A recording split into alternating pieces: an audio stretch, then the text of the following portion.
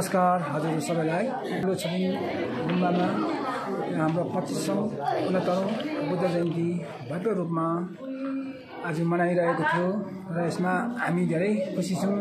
विशेष हाम्रा गुम्बा कमिटीका हाम्रा सम्पूर्ण महानुभावलाई धेरै धेरै बधाई एवं शुभकामना व्यक्त गर्दछौँ।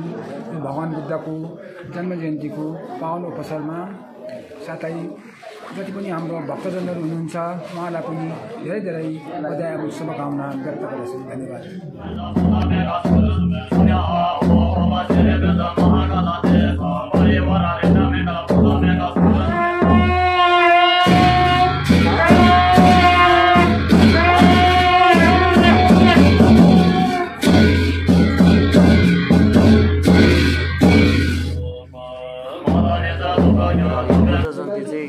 किन मनाएको है, भव्य रूपमा यसलाई चाहिँ किन मनाएको भन्दा चाहिँ यसमा 4वटा कारणहरू छ है।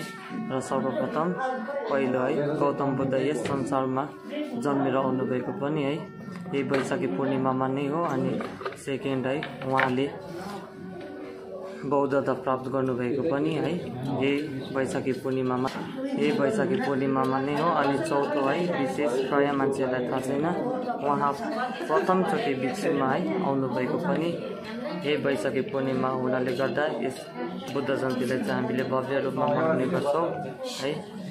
र यसपालि पनि पल्यल छोकरलिङ गुम्बामा है भव्य रूपमा बुद्ध जयन्ती मनाएको छ।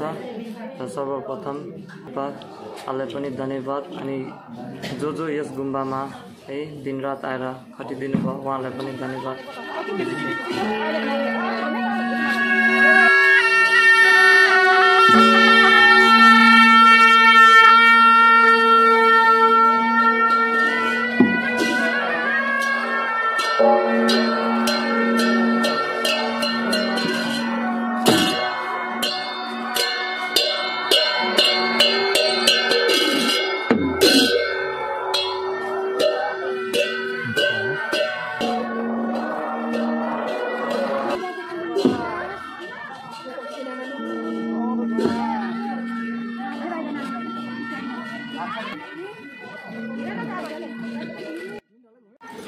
सबैजनालाई नमस्कार।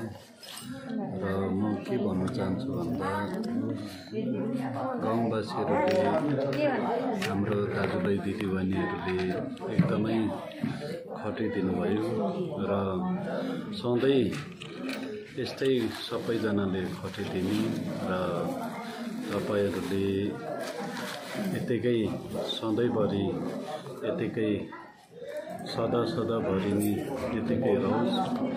र मेरोबाट के भन्न चाहन्छु भन्दाखेरि हामीले 3 दिन पूजा गरी र 3 दिनमा हामीले फर्स्टको दिन